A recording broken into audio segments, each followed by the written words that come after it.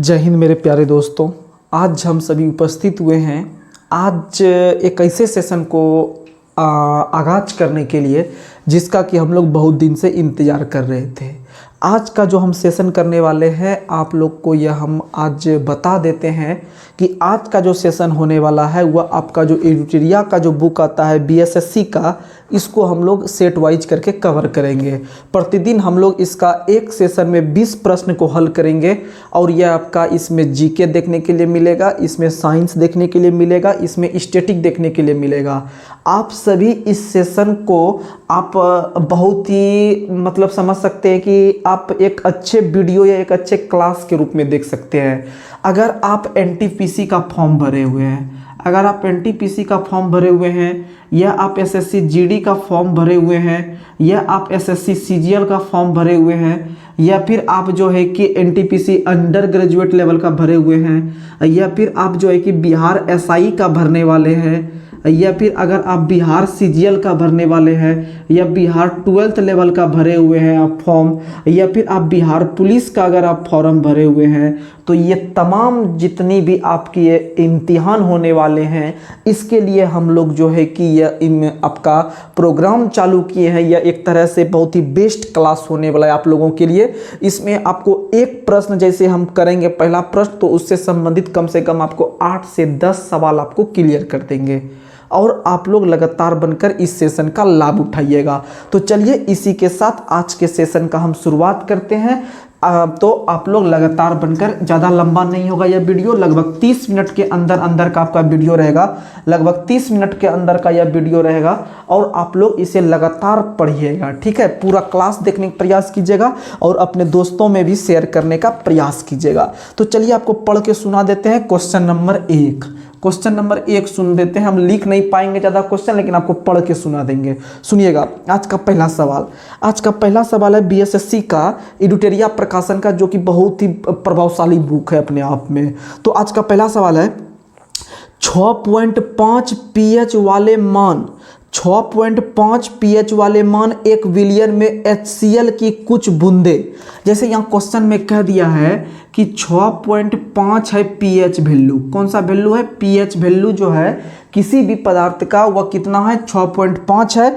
और 1 बिलियन में HCl की कुछ बूंदे मिलाने पर, इसमें जो है कि HCl की कुछ बूंदे मिलाने पर, यानी कि आपको पता है कि यह जो पीएच होता है यह किसी अम्लीयता को दर्शाता है। किसी भी पदार्थ में हाइड्रोजन आयन H+ को जो दर्शाता है वह आपको अम्लता को दर्शाता है, याद रखिएगा।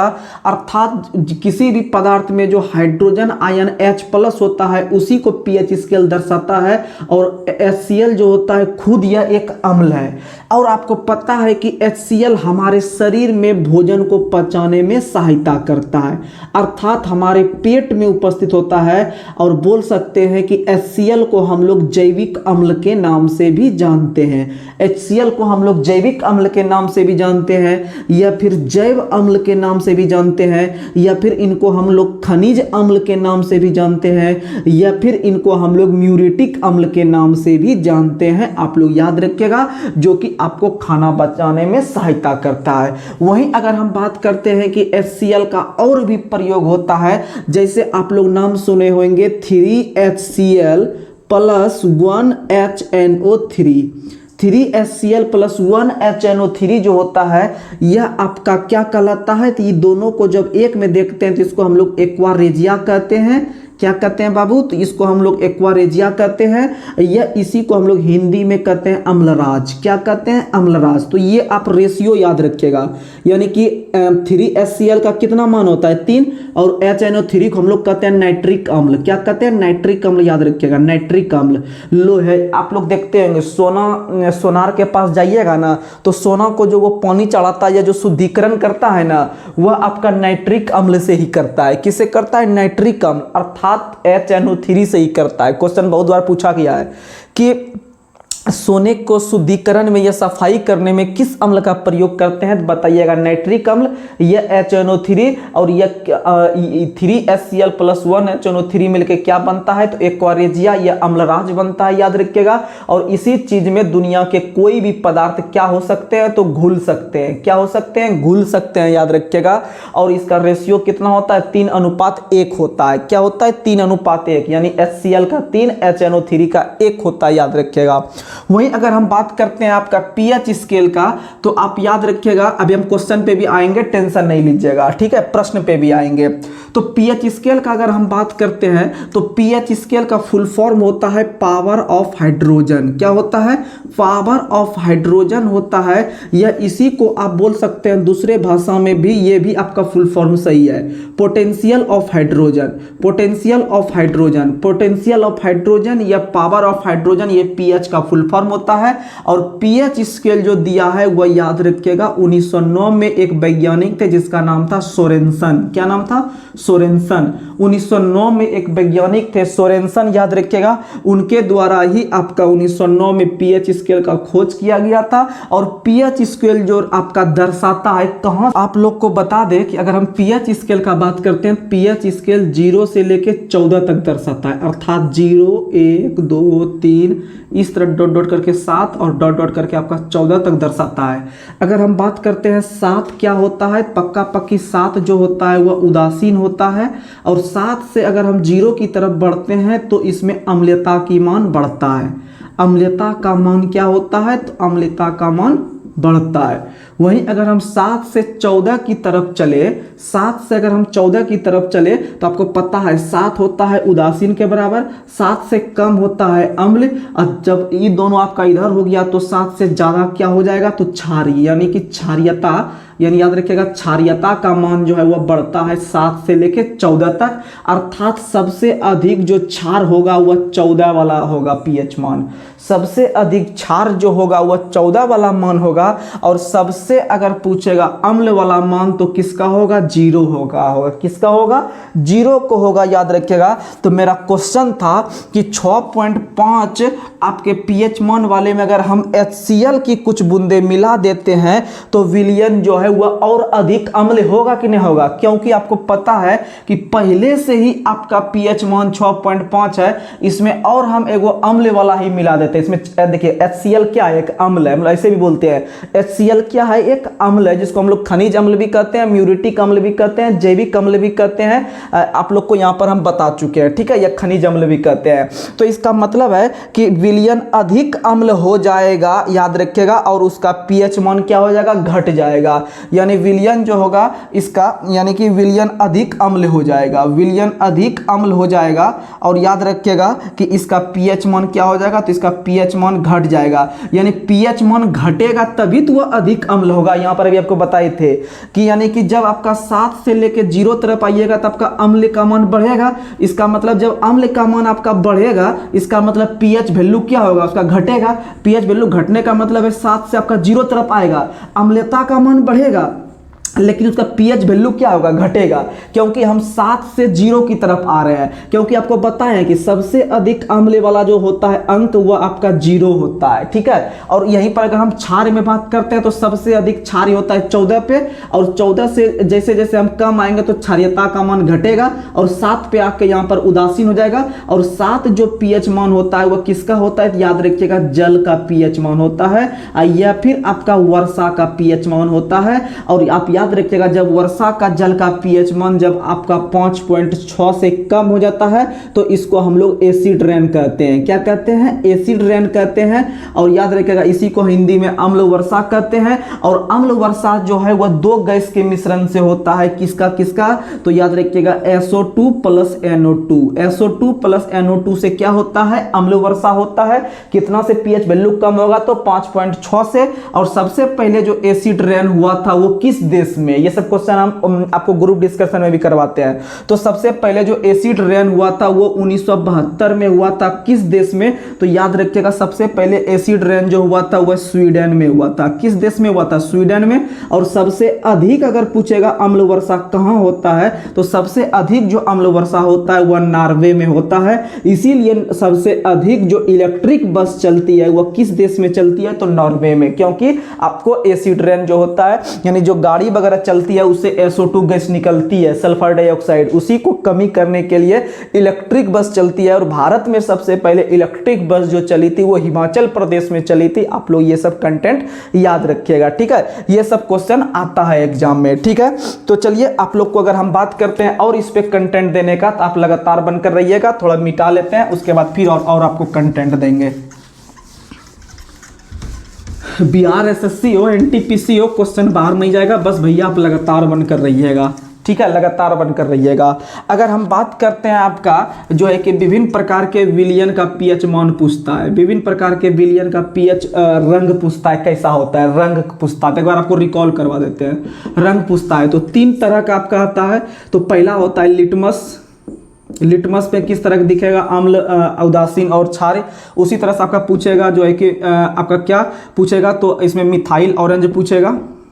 उसके बाद फिर तीसरा जो पूछेगा आपका जो है कि फिनोल्फ्थेथिन पूछेगा, फिनोल्फ्थेथिन। तो इसके लिए आपको ट्रिक दिए थे हम, लीलय बानी। क्या दिए थे? लीलय बानी। शॉर्ट में बता देते हैं, लीलय बानी। इसके लिए दिए थे मी गुनापी, मी गुनापी। फिर इसके लिए दिए थे फिर रंगू। क्या दिए थे? फिर रंगू, फिर रंगू। यानी देखिएगा, लीलय बानी में पहला लॉ से लिटमस पकड़ लेंगे। अब फिर इसमें मिगुनापी में पहला मॉ से मिथाइल ऑरेंज पकड़ लेंगे। और फिर रंगू में फी से पकड़ लेंगे फिनोल्फ्थेथिन। बाद में आपकी जो 3 गो अक्षर बच रहा है सब में, उसमें हम शुरुआत कर देंगे किससे? तो सबसे पहले हम इसको अम्ल बना देंगे। उसके बाद ये बीच वाला को हम उदासीन बना देंगे और इसको हम क्षारीय बना देंगे। जैसे आपको बताए थे कि 0, 1, 2 इस तरह करके यहाँ 7 आएगा और इस तरह करके यहाँ 14 आएगा। तो 0 से 7 तक जो आता है वो आपका अम्ल आता है, 7 के बराबर उदासीन आता है, और 14 जो आता है 7 से 14 के बीच वो आपका क्षारीय आता है। तो सेम उसी तरह उठा के तीनों यहाँ रख दिए। यानी कि लिटमस के आपका पहले कौन आएगा? अम्ल। अम्ल विलयन का रंग कैसा हो जाएगा? तो लॉ से मारिएगा लाल, और फिर आपका बॉ से हो जाएगा उदासीन वाला बैगनी, और नी से हो जाएगा नीला। क्या हो जाएगा? नीला। ये वीडियो भी बना के प्लेलिस्ट में दिए हुए हैं, वहाँ पर आप लोग देख लीजिएगा। शॉर्ट में आपको रिवीजन करवा देते हैं। फिर आपका मिथाइल ऑरेंज में अगर देखते हैं भैया, तो इसमें गु से क्या होगा? अम्ल वाला लेंगे, पहला वाला। सेकंड वाला किसका लेते हैं? उदासीन का। और तीसरा वाला किसका लेते हैं? तो क्षारीय का, जिससे वो ऑरेंज चलता है। तो मिथाइल ऑरेंज के अम्ल विलयन का रंग कैसा होता है? गुलाबी। ना से क्या हो जाएगा? नारंगी। और पी से क्या हो जाएगा? पीला। पीला जो हो रहा है किसका हो रहा है? तो क्षारीय का। और फिनोल्फ्थेथिन में आपका अम्ल विलयन का रंग कैसा होता है? रंगहीन। इसका भी रंगहीन, और इसका हो जाएगा गुलाबी। क्या हो जाएगा? गुलाबी। ठीक है, आप लोग को समझ में आ गया होगा। तो चलिए हम लोग चलते हैं अगले प्रश्न पर। आप लोग लगातार बनकर रहिएगा और फायदा उठाइएगा। चलिए अगले प्रश्न पर चलते हैं। देखिएगा अगला प्रश्न क्या कहता है। अगला प्रश्न है, रासायनिक परिवर्तन में निम्न में से कौन सी घटनाएं हो सकती है। अर्थात ये क्वेश्चन में 4 ऑप्शन दिया और पूछ रहा है कि निम्न में से कौन सा रासायनिक घटना पर आधारित है या फिर रासायनिक परिवर्तन पर आधारित है।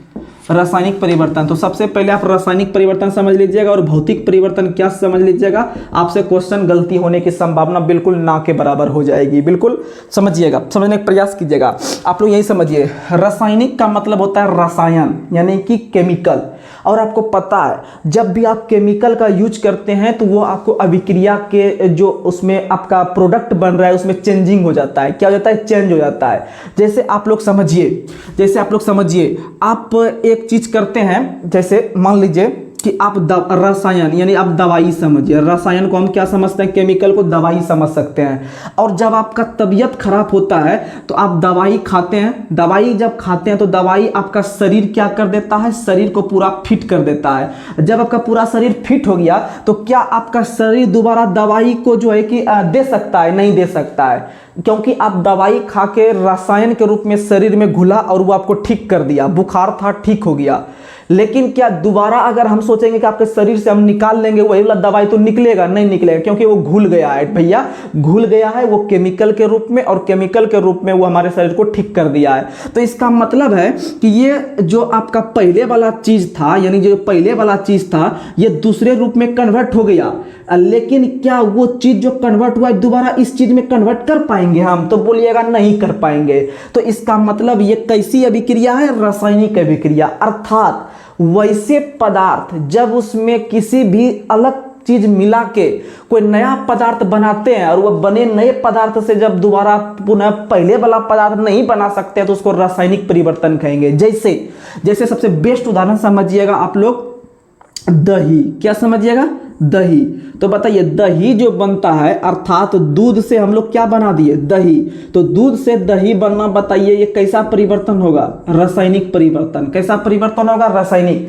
क्योंकि आप दूध में क्या करते हैं? थोड़ा सा जोरन मिला देते हैं, या फिर दूध को जमाने का बहुत सारा उपाय है। कोई कोई उसमें सिक्का डाल देता है, कोई कोई उसमें मिर्ची डाल देता है, तो उससे भी दही जम जाता है। तो इसका मतलब दूध था, उसमें कुछ हम मात्रा में दही वगैरह मिला है, तो वो क्या बन गया? दही मिल गया। इसका मतलब क्या दही को दोबारा हम दूध में ला सकते हैं? बोलिएगा नहीं ला सकते। इसका मतलब ये कैसा परिवर्तन है? तो बताइएगा रासायनिक परिवर्तन। वहीं अगर हम बात करते हैं मोमबत्ती का जलना, किसका बात करते हैं? मोमबत्ती का जलना। देखिएगा, मोमबत्ती का जलना पूछे हैं, देखिएगा मोमबत्ती का जलना पूछे हैं। इसका मतलब मोमबत्ती जो रहता है इस तरीका का रहता है, समझिएगा। मोमबत्ती जो रहता है वह इस तरीका का रहता है, और यह जलते रहता है मोमबत्ती। और यह जब जब जलते रहता है, तो इसका मतलब है कि जब यह जल गया आपका मोमबत्ती, तो हमको जो है कि यह प्रकाश दिया। क्या दिया? हमको प्रकाश दिया। क्या प्रकाश से दोबारा हम मोमबत्ती को प्राप्त कर सकते हैं? बोलिएगा नहीं प्राप्त कर सकते। इसका मतलब मोमबत्ती का जलना कैसा परिवर्तन है? तो याद रखिएगा वह रासायनिक परिवर्तन है। लेकिन यही क्वेश्चन को चेंज कर देगा, बोलेगा मोमबत्ती का पिघलना। क्या पूछ देगा? मोमबत्ती का पिघलना।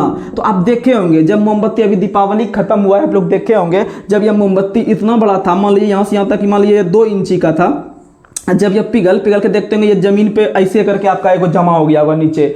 जब यह जमा हो गया होगा तो ये तो है, आखिर तो मोमे है। इसका मतलब मोमबत्ती का पिघलना, इसका मतलब दोबारा आपको ये मोमे मिल रहा है कि नहीं मिल रहा है? इसका मतलब मोमबत्ती का पिघलना जो होगा वह भौतिक परिवर्तन होगा, क्योंकि भौतिक परिवर्तन का मतलब होता है जिसको हम दोबारा प्राप्त कर सकते हैं, वही चीज जिसको हम दोबारा प्राप्त कर सकते हैं। और भौतिक परिवर्तन का सबसे बेस्ट उदाहरण आपको बता देते हैं, जल का बर्फ बनना। जल का बर्फ बनना, क्योंकि पहले जल था, जल फ्रिज में रखे वो बर्फ बन गया। क्या बर्फ को दोबारा हम जल नहीं बना सकते हैं? बोलिएगा हम बना सकते हैं। इसका मतलब वैसा वस्तु जो परिवर्तन के बाद दोबारा हम उसी अवस्था में ला सकते हैं, उसको हम लोग क्या कहेंगे? भौतिक परिवर्तन। अर्थात दूसरा उदाहरण आपको हम बताते हैं कि किसी भी वृक्ष को काटना। अगर किसी भी वृक्ष को हम काटेंगे, तो बताइए, मान लीजिए इतना बड़ा ये वृक्ष था, ये वृक्ष को मान लीजिए जैसे कोई वृक्ष है, जैसे वृक्ष को हम यहाँ से काट दिए, वृक्ष को काट के ऊपर वाला हिस्सा ये नीचे गिर जाएगा, तो देखते होंगे कि धीरे धीरे ये वाला फिर से आपका बढ़ जाता होगा। बढ़ता है नहीं बढ़ता है वृक्ष? जैसे आप लोग साग खाते होंगे, पालक साग हो गया, धनिया साग हो गया, आप लोग खाते होंगे, तो हम लोग क्या करते हैं कि खेत में देखते होंगे वो काटता है ऊपर से, 2 दिन के बाद फिर से वो बढ़ जाता है। इसका मतलब है कि वृक्ष का काटना जो है वो भी भौतिक परिवर्तन का उदाहरण है। अर्थात जो वस्तुएं दोबारा कन्वर्ट होके दोबारा पुनः प्रथम में कन्वर्ट हो जाए, तो उसको क्या कहेंगे? भौतिक परिवर्तन। क्या कहेंगे? भौतिक परिवर्तन। जैसे आप लोग को हम बता दें, ऑप्शन पहला है रंग में परिवर्तन। ऑप्शन पहला है रंग में परिवर्तन।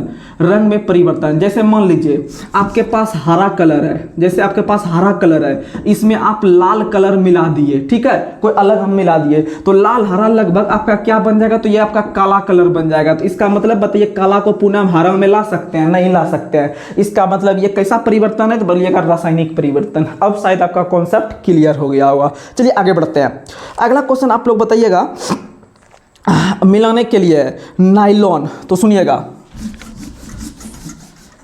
एक है नाइलॉन, आप लोग को लिख देते हैं, आप लोग याद कर लीजिएगा। एक है नाइलॉन, एक है पीवीसी। पीवीसी पाइप का नाम सुने होंगे। पीवीसी पाइप बहुत ही अच्छा पाइप होता है, जिसमें कि आपका वो पानी में भी यूज कर सकते हैं और वायरिंग वगैरह में यूज कर सकते हैं, जिसका कि फुल फॉर्म होता है पॉलीविनाइल क्लोराइड। ये क्वेश्चन पूछा गया एग्जाम का। पीवीसी का फुल फॉर्म होता है आपका पॉलीविनाइल क्लोराइड। पॉलीविनाइल क्लोराइड याद रखिएगा। और नाइलॉन एकमात्र ऐसा आपका या फिर प्रथम ऐसा पदार्थ था जो कि आपका संश्लिष्ट करके बनाया गया था। कैसे करके बनाया गया था? संश्लिष्ट। यानी क्वेश्चन पूछता है कि मानव के द्वारा संश्लिष्ट किया गया पहला रेशा का नाम बताए। मानव के द्वारा संश्लिष्ट किया गया पहला रेशा क्या होगा? नाइलॉन। देखिएगा कंफ्यूज करता है, एक नाइलॉन में कंफ्यूज करता है, एक रेयॉन में कंफ्यूज करता है। आज के बाद कंफ्यूज नहीं कीजिएगा। देखिएगा रेयॉन में कितना अक्षर है? 3 अक्षर। तो याद रखिएगा ये 3 अक्षर वाला ही क्वेश्चन आता है कृत्रिम रूप से। अगर क्वेश्चन पूछेगा मानव के द्वारा कृत्रिम रूप से बनाया हुआ पहला तत्व या फिर पहला पदार्थ कौन सा था, तो रेयॉन बोलिएगा। कृत्रिम 3 अक्षर का, रेयॉन 3 अक्षर का, और संश्लिष्ट लगभग 4-5 अक्षर का है, और नाइलॉन भी लगभग 4-5 अक्षर का है। तो इसका मतलब संश्लिष्ट में नाइलॉन मारेंगे और कृत्रिम में रेयॉन मारेंगे। यह क्वेश्चन अक्सर बच्चा गलती करके आता है एग्जाम में, कभी नाइलॉन लगाता है कभी रेयॉन। शायद आज के बाद आप कंफर्म रूप से मारिएगा, ठीक है। और पीवीसी जो होता है वो पॉलीविनाइल क्लोराइड होता है, नाइलॉन जो है संश्लिष्ट, और कृत्रिम रूप से जो है वो रेयॉन है। कृत्रिम रूप से क्या है? रेयॉन है, याद रखिएगा। और बेकेलाइट जो है वह एक प्रकार का प्लास्टिक होता है। बेकेलाइट जैसे बाल्टी वगैरह बनाते हैं, प्लास्टिक वाला बाल्टी, वो एक प्रकार का आपका थर्मोसेंटिंग प्लास्टिक होता है। चलिए आगे बढ़ते हैं। अगला क्वेश्चन आप लोग को, क्वेश्चन यहाँ पर है, आप लोग अच्छा कंटेंट जो है कि लिखते भी चलिएगा, ठीक है। अभी एक से एक कंटेंट आएगा, हड़बड़ नहीं कीजिएगा, एक से एक कंटेंट आने वाला है। बस आप लोग से यही हम विनती करते हैं कि बस लगातार दीजिएगा, क्योंकि कुछ पाने के लिए कुछ समय देना ही पड़ेगा भैया, नहीं तो आप बौखते रह जाइएगा इधर से उधर, कोई देखने वाला नहीं है आज के इस भीड़ की जिंदगी में, ठीक है। आगे बढ़ते हैं। अगला क्वेश्चन है विद्युत शक्ति का एसआई मात्रक क्या है? विद्युत शक्ति क्वेश्चन नंबर 4 पे हम पहुंच चुके हैं। फटाफट क्वेश्चन करते हुए विद्युत शक्ति हमको यहाँ पर देखने के लिए मिला है, और हम कुछ नहीं जानते हैं, बस यही पूछ दिया हमको विद्युत शक्ति का मात्रक क्या है। तो देखिएगा, और 1000 बार आपको हम बताए होंगे अभी तक कि विद्युत शक्ति, इसका मतलब है आपको हम शक्ति तो बताए होंगे, शक्ति तो आपको हम बताए होंगे। अगर हम विद्युत को छोड़ दीजिए, अगर हम सिर्फ शक्ति को अगर परिभाषित करते हैं तो आपको हम इसका परिभाषा 1000 बार दिए हैं कि कार्य करने की दर को क्या कहते हैं? शक्ति कहते हैं। कार्य करने की दर को शक्ति। पहले इसको मॉडिफाई करते हैं, फिर इसमें आ जाएंगे, आराम से हो जाएगा। यानी कि कार्य करने की दर को, इसका मतलब कार्य में जब दर लगा रहे हैं, इसका मतलब इसमें समय से क्या करेंगे? भाग देंगे। समय से क्या करेंगे? भाग देंगे। जहां पर भी परिभाषा में दर लगा रहेगा वहां पर समय से भाग पड़ता है, ठीक है, क्योंकि वो प्रति इकाई में काम हो रहा है। इसका मतलब कार्य का एसआई, या फिर शॉर्ट में इसको डब्ल्यू कहते हैं, और समय को हम लोग टी कहते हैं। अर्थात डब्ल्यू यानी कार्य हो गया, कार्य का एसआई मात्रक जूल होता है, और समय का क्या होता है? सेकंड। यानी कि जूल प्रति सेकंड जो मात्रक हो गया वो किसका मात्रक हो गया? शक्ति का। अर्थात शक्ति बराबर डब्ल्यू बटे टी। डब्ल्यू बटे टी इस तरह आपको न्यूमेरिकल में भी क्वेश्चन पूछ सकता है, आप लोग आराम से बनाइएगा। यहां से आप इसका जो है कि आप निकाल सकते हैं, इसका एमएलटी में मान क्या होगा, आराम से निकाल लीजिएगा, ठीक है। अगर हम बात करते हैं विद्युत शक्ति का, इसके साथ विद्युत लगा हुआ है, इसका मतलब आप याद रखिएगा विद्युत शक्ति का जो मात्रक होता है वह सीधा आप याद रखिएगा क्या होता है? वाट होता है। विद्युत शक्ति का एसआई मात्रक क्या होता है?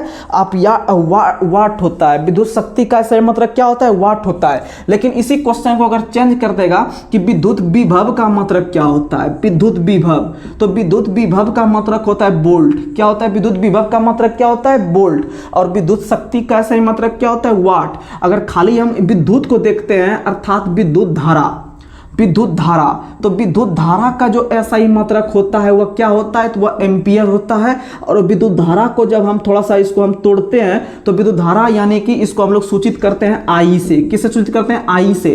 अर्थात आई बराबर होता है क्यू बाई टी। आई बराबर क्या होता है? Q by T. मान लीजिए ये एक पतली तार है, मान लीजिए यह एक पतली तार है, इससे विद्युत धारा को हम प्रभावित करवाएंगे। इसका मतलब इसमें कुछ मात्रा में आवेश जाएगा। क्या जाएगा? कुछ मात्रा में आवेश जाएगा, अर्थात कुछ सेकंड के हिसाब से आवेश प्रभावित होगा इसमें। इसका मतलब फिर आप इसी तरह से जुगाड़ लगा सकते हैं कि आवेश का सतत प्रवाह की दर को विद्युत धारा कहते हैं। आवेश के सतत प्रवाह की दर को क्या कहते हैं? विद्युत धारा। अर्थात आवेश के सतत प्रवाह की दर को, इसका मतलब आवेश में भी किससे भाग दे देंगे? समय से। आवेश में भी किससे भाग दे देंगे? समय से। यानी कि आप यहीं पर फिर पहुंच गए, यानी कि विद्युत धारा यानी कि I बराबर आवेश बटे समय यानी कि Q/T। Q/T और Q मतलब कुलाम, कुलाम मतलब C लिख सकते हैं और T मतलब सेकंड लिख सकते हैं, यानी कुलाम पर सेकंड किस राशि का मात्रक हुआ? तो विद्युत धारा का मात्रक हुआ। वहीं आप इसको और तोड़ सकते हैं, यानी I बराबर Q/T हुआ तो इसको लिख सकते हैं Q बराबर I गुना T, इसको क्रॉस मल्टीप्लीकेशन कीजिएगा तो Q बराबर I गुना T, और I को लिख सकते हैं एम्पियर और टाइम को लिख सकते हैं सेकंड, यानी कि आपका कुलाम या फिर आवेश का एक और मात्रक हो गया एम्पियर सेकंड। यानी कुलाम पर सेकंड हो गया विद्युत धारा का और एम्पियर सेकंड हो गया आपका आवेश का। किसका हो गया? आवेश का। और सीधा आवेश का मात्रक कुलाम होता है। आवेश का मात्रक क्या होता है? कुलाम। और विद्युत धारा का मात्रक क्या होता है? तो एम्पियर। और विद्युत धारा का सीजीएस मात्रक जो होता है वह बायोट होता है। क्या होता है? बायोट होता है। और याद रखिएगा 1 एम्पियर बराबर याद रखिएगा 1 एम्पियर बराबर होता है 10 बायोट। 1 एम्पियर बराबर होता है 10 बायोट। वहीं दूसरा ऑप्शन में एम्पियर, तो एम्पियर विद्युत धारा का मात्रक हो गया। चौथा ऑप्शन है जूल, तो जूल कार्य और ऊर्जा दोनों का मात्रक होता है। जूल जो होता है वह कार्य और ऊर्जा दोनों का मात्रक होता है। और याद रखिएगा कार्य और ऊर्जा का दोनों का मात्रक जूल होता है। और कार्य जो कहते हैं वह कार्य यानी कि आपका एक सूत्र याद रखिएगा, कार्य यानी W बराबर होता है Fs। W बराबर क्या होता है? Fs। अगर कार्य को थीटा एंगल से सूचित करवाएंगे तो होता है W बराबर Fs cos theta. Fs cos theta याद रखिएगा। और थीटा का मान तीन ही रख सकते हैं। कॉस थीटा में थीटा का मान 3 ही रख सकते हैं। एक आप 0 डिग्री पे रख सकते हैं, एक आप कितना पे रख सकते हैं? तो एक आप याद रखिएगा कि आपका एक कितना पे रहेगा? तो एक 90 डिग्री पे रहेगा और तीसरा जो रहेगा 180 डिग्री पे रहेगा। तीसरा कितना पे रहेगा? 180 डिग्री पे। आप ये तीनों थीटा से ही क्वेश्चन पूछता है अक्सर, आप यहां से याद रखिएगा। तो अगर हम बात करते हैं कि आपका W बराबर Fs cos थीटा होता है। थीटा का मान कहीं पर आपको 0 डिग्री रखना पड़ेगा, कहीं पर आपको 90 डिग्री बोलेगा काम करवा रहे हैं, कहीं पर 180 डिग्री। 180 डिग्री का मतलब होता है आपको एक रेखा में करवा रहे हैं। 90 डिग्री का मतलब होता है आपको एक समकोण में करवा रहे हैं, ठीक है। और कहीं पर 0 डिग्री करवा रहे हैं तो आप याद रखिएगा। तो W बराबर Fs cos थीटा। हम यहाँ देख लेते हैं कि 0 डिग्री पे क्वेश्चन पूछता है कि अगर हम किसी वस्तु को कितना डिग्री पर काम करवाए कि काम का मान महत्तम होगा, काम का मान न्यूनतम होगा और काम का मान 0 के बराबर होगा। तो आप तीनों को रिकॉल करवा देते हैं। तो सुनिएगा, अगर आपको पता है cos थीटा में थीटा का वैल्यू आपको तीनों को याद रखना पड़ेगा। तो cos 0 का मान कितना होता है? तो cos 0 का मान जो होता है वह 1 होता है। और cos 90 का मान कितना होता है? तो 0 होता है। और cos 180 का मान कितना होता है? तो -1 के बराबर होता है। आप यहाँ से बता सकते हैं कि आपको देख रहे हैं कि यहाँ पर 1, यहाँ पर 0, यहाँ पर -1। तो इसका मतलब आप थीटा का मान अगर आप देखते हैं, देखिएगा, अगर आप थीटा का मान 0 डिग्री रखते हैं तो आपको वैल्यू 1 प्राप्त हो रहा है। अगर थीटा का मान 90 डिग्री रखते हैं तो आपको वैल्यू 0 प्राप्त हो रहा है। और थीटा का मान अगर 180 डिग्री रखते हैं तो आपको वैल्यू -1 प्राप्त हो रहा है। इसका मतलब आप किसी भी मान लीजिए यहाँ दो वस्तु में अगर गुणा कीजिएगा 1 का, इसका मतलब सबसे अधिक धनात्मक मान प्राप्त करेगा यहाँ पर, या फिर बोल सकते हैं अधिकतम मान प्राप्त होगा आपको यहाँ पर। इन दोनों की तुलना में अधिकतम मान प्राप्त होगा। वहीं आपका इन दोनों का वैल्यू कुछ भी रख दीजिए, अगर इसको आप 0 से गुणा कर दीजिएगा यहाँ पर थीटा डिग्री रख के, तो इसका मतलब ये आपको क्या प्राप्त देगा? तो ये आपको 0 ही प्राप्त देगा। तो इसका मतलब पूछेगा कि कितना डिग्री पर रखने पर थीटा का मान धनात्मक होगा या अधिकतम होगा, तो बोलिएगा आपका 0 डिग्री और 0 के बराबर 90 डिग्री और कितने आपका ऋणात्मक मान देगा। किससे भी गुना कर दिया, अगर माइनस गुना कीजिएगा तो वो माइनस में चला जाएगा। इसका मतलब ऋणात्मक आपका 180 डिग्री पे। आपको समझ में आ गया होगा, ठीक है। आगे बढ़ते हैं अगले सवाल पे। ये सब आप एक बार रिकॉल कीजिएगा, आपको आराम से समझ में आ जाएगा। डेली इसी तरह से आप लोग को सेशन मिल जाएगा, आप लोग लगातार पढ़िएगा, आपको ज़बरदस्त तैयारी हो जाएगा। आपको कहीं बड़े क्लास पर पढ़ने की आवश्यकता नहीं है, क्योंकि बड़ा क्लास पे आपको जो है कि छोटी छोटी बातों को ज़्यादा नहीं बताया जाता है। आप लोग लगातार इसी तरह पढ़िएगा। चलिए आगे बढ़ते हैं। अगला क्वेश्चन है, हरगोविंद खुराना को किस वर्ष हरगोविंद खुराना को किसके आविष्कार के लिए सम्मानित किया गया था? आप लोग नाम सुने होंगे, एक भारतीय वैज्ञानिक थे जिनका नाम है हरगोविंद खुराना। क्या नाम है? हरगोविंद खुराना। और याद रखिएगा, हरगोविंद खुराना ने प्रोटीन का संश्लेषण किया था। किसका संश्लेषण? प्रोटीन का संश्लेषण। प्रोटीन के संश्लेषण की खोज के लिए प्रोटीन के संश्लेषण की खोज जो इन्होंने किया था वो 1965 में खोज किया था, ईस्वी याद रख लीजिएगा। हरगोविंद खुराना ने प्रोटीन के संश्लेषण का खोज 1965 में किया था, और यही खोज के लिए आगे चल के याद रखिएगा 1968 में इनको नोबेल पुरस्कार मिला। 1968 में याद रखिएगा हरगोविंद खुराना को नोबेल पुरस्कार मिला प्रोटीन के संश्लेषण के लिए। और प्रोटीन का संश्लेषण उन्होंने किस वर्ष किया था? 1965 में याद रखिएगा। अगर हम बात करते हैं आपका प्रोटीन का, तो प्रोटीन जो होता है वह सबसे जटिल कार्बनिक पदार्थ होता है। सबसे जटिल कार्बनिक पदार्थ जो होता है वह याद रखिएगा, सबसे जटिल कार्बनिक पदार्थ जो होता है वह आपका कौन होता है? तो प्रोटीन होता है। और प्रोटीन का जो खोज किया था वह बर्जीलियस ने किया है। प्रोटीन का खोज किसने किया है? बर्जीलियस ने किया है। वहीं बच्चों में प्रोटीन की कमी से जो रोग होता है वह आपका मरासमस होता है। कौन सा रोग होता है? मरासमस होता है, या फिर क्वासी-योरकर बोल सकते हैं। क्या बोल सकते हैं? क्वासी-योरकर, या आप बोल सकते हैं एठन मरुड़। क्या बोल सकते हैं? एठन मरुड़। क्या बोल सकते हैं? एठन मरुड़। ये सब बीमारी होती है प्रोटीन की कमी से, ये सब बीमारी होती है प्रोटीन की कमी से। और प्रोटीन का खोज बर्जीलियस ने किया है। और बर्जीलियस ने एक और चीज का खोज किया था, उत्प्रेरक का खोज। किसका खोज किया था? उत्प्रेरक का खोज। और उत्प्रेरक जो होते हैं वो दो प्रकार के होते हैं, एक प्लस एक माइनस, याद रखिएगा। और अधिक मात्रा में जो उत्प्रेरक प्रयोग करते हैं वो प्लस वाला प्रयोग करते हैं, क्योंकि उत्प्रेरक का जो काम होता है वह होता है आपका, उत्प्रेरक का जो काम होता है वह होता है अभिक्रिया की दर को प्लस कर देना, अभिक्रिया की दर को माइनस कर देना।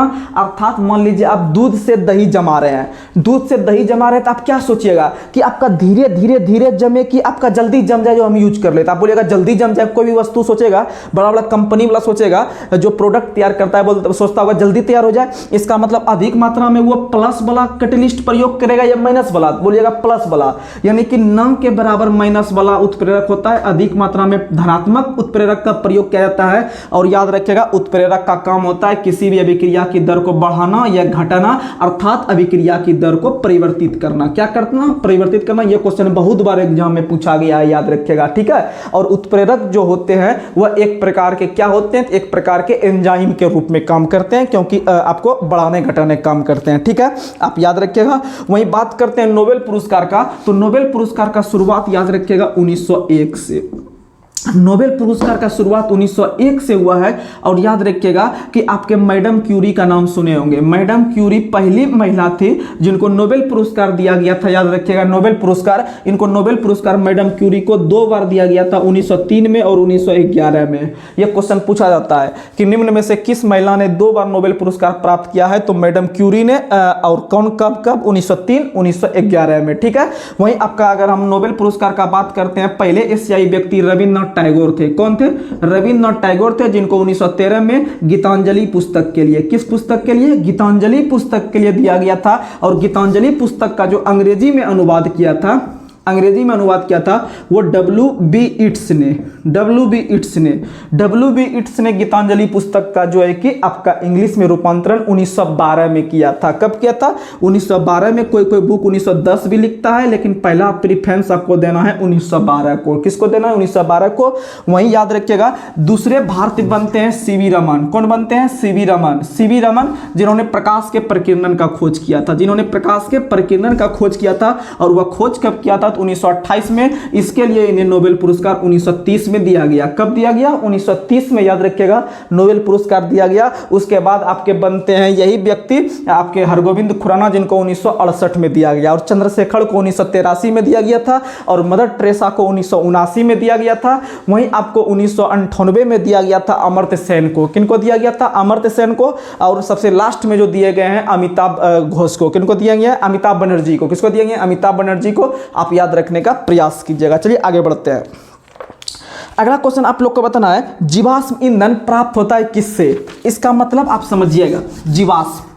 जीवाश्म का मतलब आप इसको अगर तोड़िएगा तो सबसे पहले जीव निकलेगा। क्या निकलेगा? जीव। और जीव का जो आपका बचा खुचा भाग रहता है, मान लीजिए अगर कोई मनुष्य है या कोई कुत्ता है या कोई बिल्ली है, जब वो मर जाते हैं तो 2-4-5 साल के बाद वो पूरी तरह से जो है कि एक जीवाश्म या फिर कुछ हड्डी फड्डी थोड़ा बहुत ही मात्रा में बचा रहता है, नहीं तो सब मिट्टी बन जाता है। और मिट्टी जो बनता है वहाँ पर देखते होंगे बहुत मात्रा में उपजाऊ मिट्टी बन जाता है, क्योंकि वह जो है कि उसमें बहुत विभिन्न प्रकार का उसमें पोटास, कैल्शियम, फास्फोरस वगैरह पाया जाता है शरीर में, वो जो है कि आपको विभिन्न प्रकार के फसल को उगाने में बहुत आवश्यकता होता है। तो इसीलिए इसका मतलब याद रखिएगा कि जीवाश्म वैसा पदार्थ होता है जब कोई जीव जो है कि 2-4 साल में मर के आपके वो विभिन्न प्रकार के पोषक तत्व के रूप में जब बन जाते हैं तब उसको क्या कहते हैं, तो उसको जीवाश्म कहते हैं। और याद रखिएगा जीवाश्म क्या होते हैं, तो आप ऑप्शन से छांट सकते हैं। तो क्वेश्चन में यही है, जीवाश्म ईंधन के प्राप्त होता है, इसका मतलब इससे आप तेल भी निकाल सकते हैं, इससे आप खाद भी बना सकते हैं, या विभिन्न प्रकार का आप इसको यूज कर सकते हैं। तो पहला ऑप्शन है जीवाश्म ईंधन प्राप्त होता है। पहला ऑप्शन देखिए क्या है, पहला ऑप्शन है निर्जीव सामग्री के अवशेष से। बताइए, हम इसमें निर्जीव का चर्चा किए हैं, हम बोले हैं जीव जिसमें जान होता है, जैसे आदमी बोले थे हम, कुत्ता बोले थे, बिल्ली बोले थे, जिसमें कि आपका जान होती है। इसका मतलब पहला ऑप्शन हो गया खत्म। दूसरा ऑप्शन है केवल पक्षियों के मृत अवशेष से। जानते हैं कि पक्षी के मरने से भी हमको मिलेगा, क्योंकि उसमें भी जीव होता है, लेकिन ऐसा थोड़ी है कि खाली केवल पक्षी से होगा। तो बोलिएगा ना, ये ऑप्शन में झोल है, ये ऑप्शन में झोल है। तीसरा ऑप्शन केवल कीड़ों के मृत अवशेष से। क्या खाली कीड़ा के केवल मृत अवशेष से होगा? आदमी मरेगा तो नहीं मिलेगा, उससे भी मिलेगा। चौथा ऑप्शन है जीवित जीवों के मृत अवशेष से। बताइए, हम चौथा नंबर ऑप्शन आराम से मारेंगे कि नहीं मारेंगे? आराम से मार देंगे। वही अगर हम बात करते हैं जीवाश्म का, तो विभिन्न प्रकार के जीवाश्म जो मिलते हैं वो हमको किस प्रकार के चट्टान में? तो आप बताइएगा, अवसादी चट्टान में। किस चट्टान में? अवसादी चट्टान में। इसी को इंग्लिश में लिख देगा सेडिमेंट्री रॉक्स। क्या लिखेगा? सेडिमेंट्री रॉक्स लिखेगा।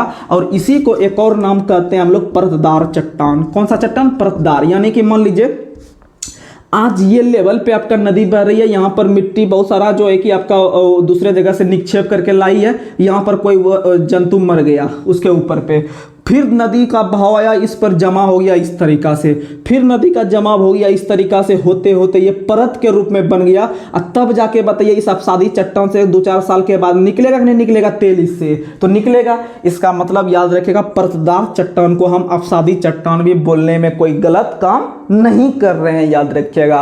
अर्थात आप पेट्रोल हो गया, किरोसिन तेल हो गया, विभिन्न प्रकार का खनिज युक्त तेल हो गया, वो सब हम लोग किस प्रकार के चट्टान से निकालते हैं? तो अवसादी या परतदार चट्टान। समझ में आ गया? आप याद रखिएगा, ये सब क्वेश्चन पूछता है प्रश्न। ठीक है, आगे बढ़ते हैं।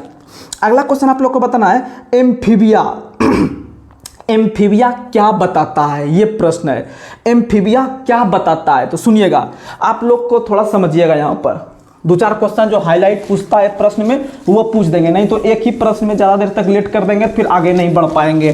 कम से कम 10 प्रश्न मेरा टारगेट है हल करना, कम से कम 10 प्रश्न। ठीक है, एम्फीबिया वर्ग। ठीक है, बायोलॉजी का क्वेश्चन है एम्फीबिया।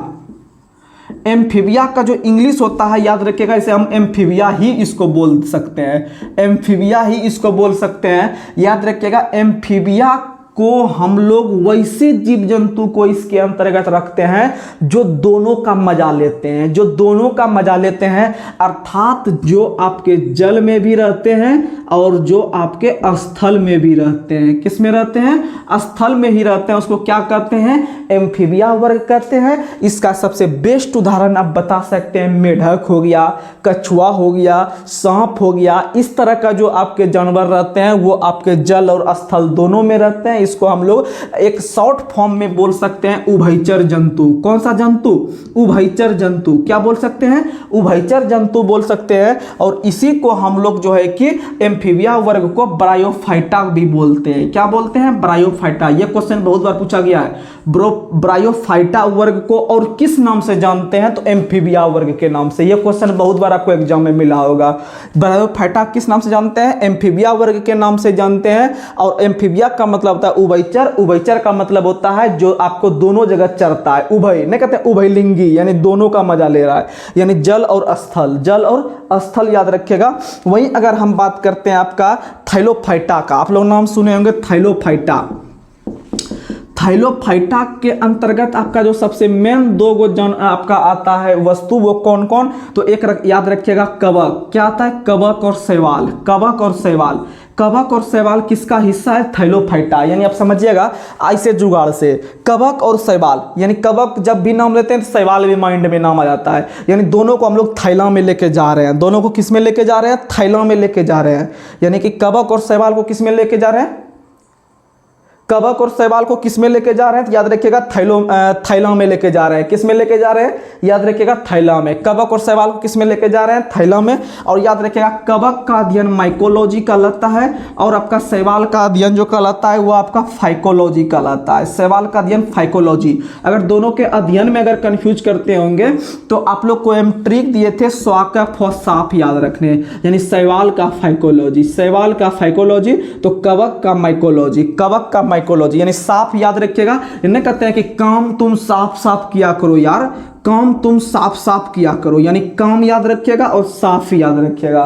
नहीं कहता है काम साफ साफ किया करो। काम से कवक का हो जाएगा माइकोलॉजी, शैवाल में सौ से शैवाल और फौ से फाइकोलॉजी। बताइए काम कैसा करो? साफ साफ। इसका मतलब आपका आराम से यहाँ पर जुगाड़ बन गया। नहीं तो जानते हैं हकीकत करते हैं, अभी आपको लगता होगा ये क्वेश्चन ईजी है मार देंगे, लेकिन जब एग्जाम में प्रेशर रहेगा ना आपको हल्का हल्का क्वेश्चन लगेगा, अरे यार कहीं इसका हम ई मार दिए गलत हो जाएगा, फिर झोल हो जाएगा।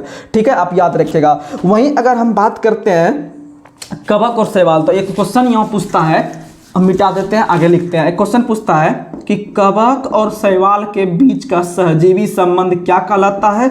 यह प्रश्न पूछता है। फिर पूछता है सजीव और निर्जीव के बीच का सहजीवी संबंध क्या कहलाता है? वहीं आपका एक और पूछता है आपका पादप और जंतु, पादप और जंतु जगत के बीच का आपका सहजीवी संबंध क्या कहलाता है? ये तीन प्रश्न बहुत फेमस है, आप लोग इसको याद रखने का प्रयास कीजिए। आप लोग एक शॉर्ट नोट्स बनाने का प्रयास कीजिए जिससे कि आपका तैयारी दिन ब दिन बेहतर हो जाए। ऐसा नहीं कि अभी पढ़ रहे हैं सुबह जो है कि सब निकल गया, ऐसा कुछ नहीं है।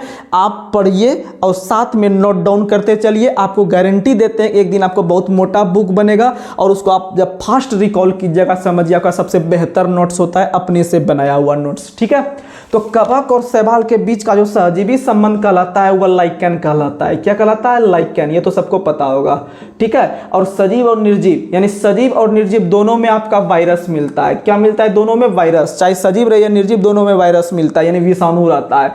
यानी कि सजीव और निर्जीव के बीच का सहजीवी संबंध विषाणु कहलाता है। क्या कहलाता है? विषाणु। वही अगर हम बात करते हैं पादप और जंतु, तो पादप और जंतु आप लोग नाम सुने होंगे, आप लोग नाम सुने होंगे कि बायोलॉजी में कि सबसे पहला वैज्ञानिक जो बना था वह आपका लिनियस बना था। सबसे पहला वैज्ञानिक जो बना था वह लिनियस बना था, जिन्होंने पूरे जगत को दो जगत में बांटा था। किस में बांटा था? दो जगत में, एक पादप जगत, एक जंतु जगत। ठीक है, तो लिनियस ने सबसे पहले दो जगत में बांटा। वहीं एक वैज्ञानिक का नाम आता है व्हिटकर। क्या आता है? व्हिटकर। सुनिएगा, आपको कंटेंट ही कंटेंट दे रहे हैं, बस खाली पचाते चलिएगा। व्हिटकर ने टोटल कितना जगत बांटा? 5। और 5 जगत में एक जगत था प्रोटिस्टा जगत। कौन सा जगत था? प्रोटिस्टा। मोनेरा का नाम जानते होंगे। ठीक है, तो प्रोटिस्टा कहा जाता है पादप और जंतु को, याद रखिएगा। प्रोटिस्टा क्या कहा जाता है? प्रोटिस्टा। पादप और जंतु के बीच का सहजीवी संबंध क्या कहलाता है? प्रोटिस्टा।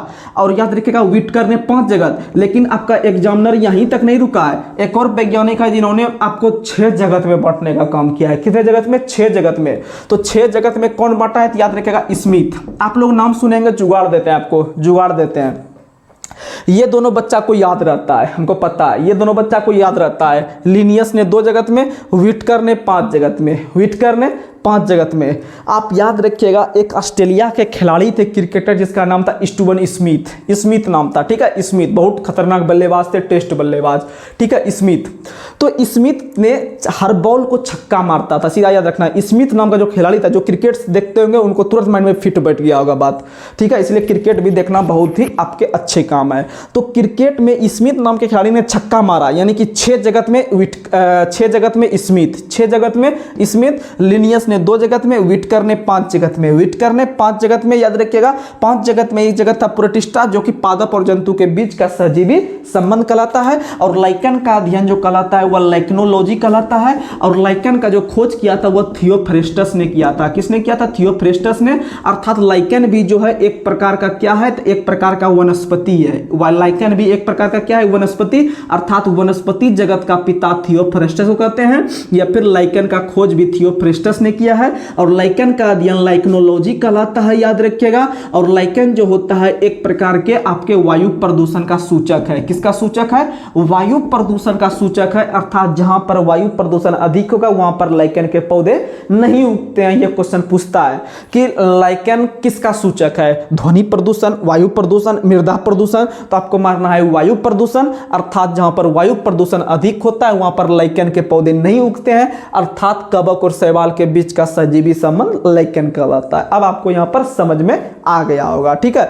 यहां पर थियोफ्रेस्टस लिख दिए और एक का नाम होता है हिप्पोक्रेट्स। हिप्पोक्रेट्स जो होता है वह आपका चिकित्सा शास्त्र का पिता कहलाता है। किसका पिता? चिकित्सा शास्त्र यानी डॉक्टर का पिता कहलाता है। और याद रखिएगा जब आप बड़े बड़े डॉक्टर का बड़ा शपथ या फिर आप उनका पदवी ग्रहण कीजिएगा तो आपको डॉक्टर या फिर एमबीबीएस वगैरह का पदवी ग्रहण कीजिएगा तो आपको वही हिप्पोक्रेट्स शपथ दिलाया जाता है, ठीक है। आप याद रखिएगा। आगे बढ़ते हैं, अगला क्वेश्चन वहीं पर आपको बताते हैं 8 नंबर क्वेश्चन है एम्फीबिया। देखिए क्वेश्चन क्या है, एम्फीबिया क्या बताता है? पहला ऑप्शन है बहुत तेजी से चलने वाले नाव को, नहीं।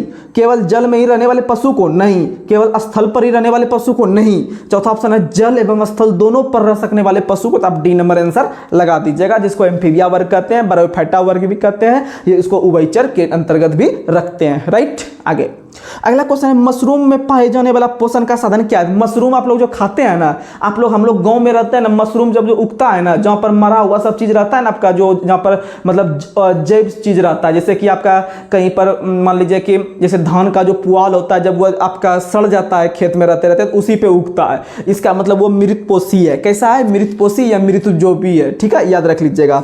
आगे बढ़ते हैं, पेंडुलम घड़ी तीव्र गति से चल सकती है किस काल में? तो शीतकाल में। पेंडुलम की जो घड़ी होती है,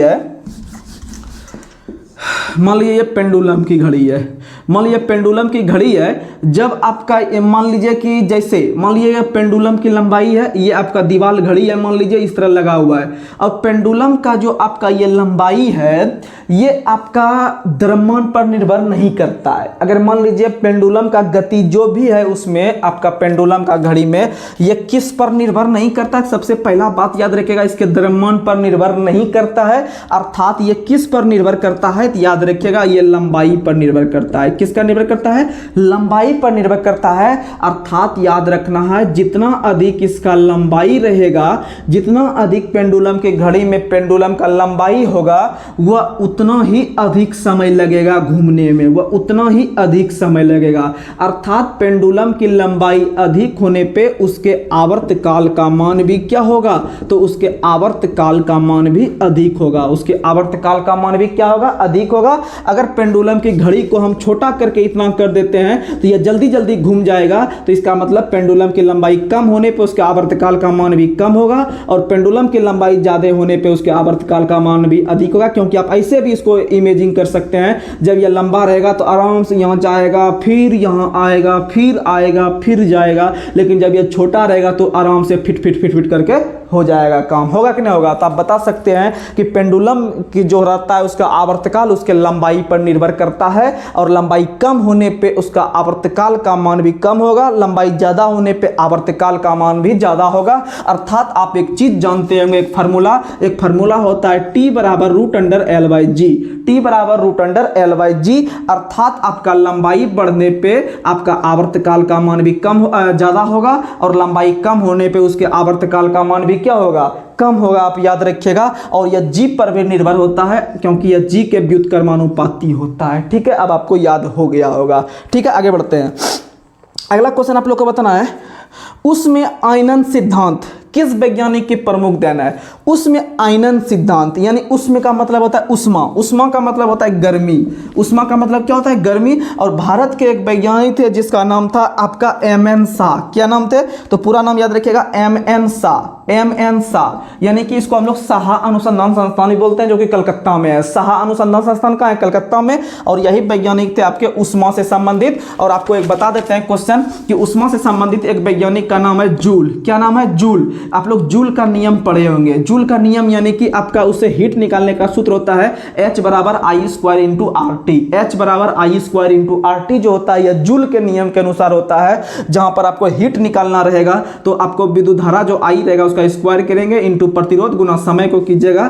तो आपका H बराबर आई स्क्वायर आर टी का मान आ जाएगा, याद रखिएगा।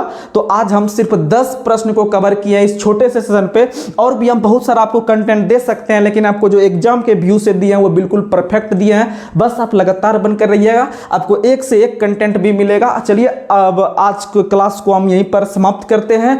आपको यह क्लास कैसा लगा आप लोग जरूर कमेंट बॉक्स में कमेंट कीजिएगा। आपके कमेंट का हमें इंतजार रहता है, आपके कमेंट से हमें मोटिवेशन मिलता है और आगे बढ़ने के लिए हमें प्रेरित करता है। तो आप एक बार हमें जो है कि आप मौका दीजिए आगे बढ़ने का। जरूर हम आपके जो है कि जो भी आपका कंटेंट रहेगा उस हिसाब से हम काम करने का प्रयास करेंगे और आपके मंजिल को हासिल करवाएंगे। तो चलिए आज के सेशन को यहीं पर समाप्त करते हैं, कल फिर मिलते हैं, तब तक के लिए धन्यवाद।